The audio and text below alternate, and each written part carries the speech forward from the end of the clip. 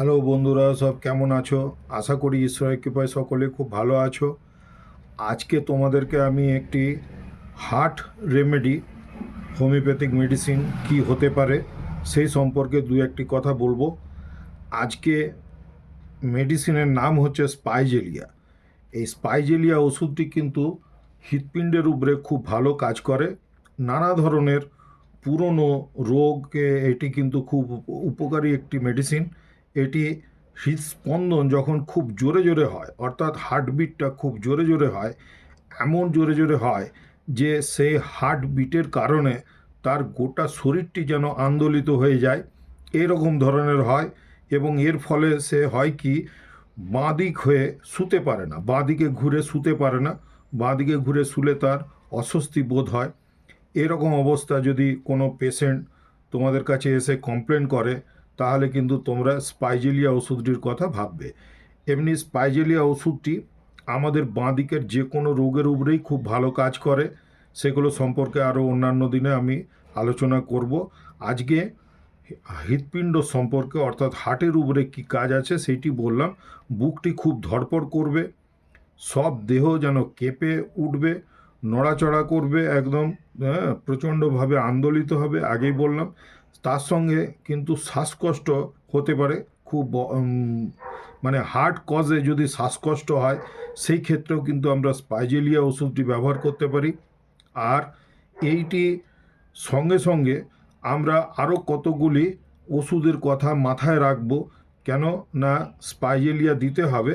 তার সঙ্গে আমরা যদি ম্যাগফস, এটি বায়োকেমিক ফর্মে যদি 6x পাওয়ারের যদি ওষুধটি দিই, এটিও কিন্তু খুব ভালো কাজ করবে।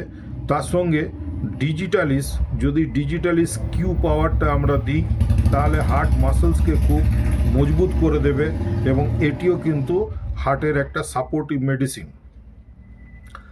বাঁদিকে চেপে শুতে পারে না, এটি আমি আগেই বললাম। এই সমস্ত রোগ লক্ষণ যদি দেখা যায়, তাহলে কিন্তু আমরা স্পাইজেলিয়া দেব।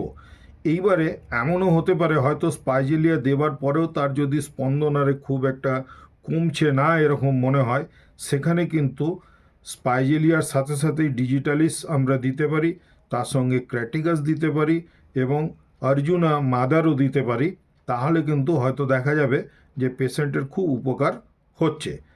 এর পরবর্তীকালে কিন্তু কালমিয়া ওষুধটির কথাও মাথায় রাখবে। যদিও কালমিয়া ওষুধটিকে রাইট সাইডে স্পন্দনের জন্য বিশেষ করে মানে বলা হয়েছে, কিন্তু হার্টের যে স্পন্দন যেটাকে বলা হয়, সেটি কিন্তু কখনো বাম দিকেও পরিলক্ষিত হতে পারে, আবার ডান দিকেও হতে পারে। মাঝখান থেকে নিয়ে বাম দিক, ডান দিক এবং জয়ের দিক, অর্থাৎ মুখের দিকটিতে চোয়ালটিকেও কিন্তু টেনে ধরতে পারে, এরকম ধরনের হতে পারে। বিশেষত যে মুহূর্তে হার্ট অ্যাটাক হবার একটা সম্ভাবনা চলে আসে, সেই সময় কিন্তু এরকম একটি সিমটমস আসতে পারে। তো আমাদের চেম্বারে, হোমিওপ্যাথিক চেম্বারে এই কতগুলি ওষুধ কিন্তু যদি খুব এমার্জেন্সি পেশেন্ট চলে আসে এবং তার হার্ট সংক্রান্ত যদি কোনো কমপ্লেন থাকে, তাহলে আমরা এই ওষুধগুলির কথা মাথায় রেখে যদি চিকিৎসা করি, তারপরে কেস টেকিংয়ে যেমন আমাদের প্রসেস আছে সেসব তো করতেই হবে। তবে এইগুলো প্রাইমারিলি অ্যাকিউট কন্ডিশনে এই ওষুধগুলির সিমটমস অনুযায়ী যদি দিতে পারো খুব ভালো হবে।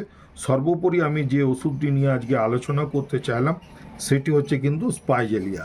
স্পাইজেলিয়াটি কিন্তু হার্টের উপরে খুব ভালো এর অ্যাকশন আছে, এটি মাথায় রাখবে বন্ধুরা। আশা করছি তোমাদের এই ভিডিওটি উপকারে লাগবে এবং ভালো লাগবে।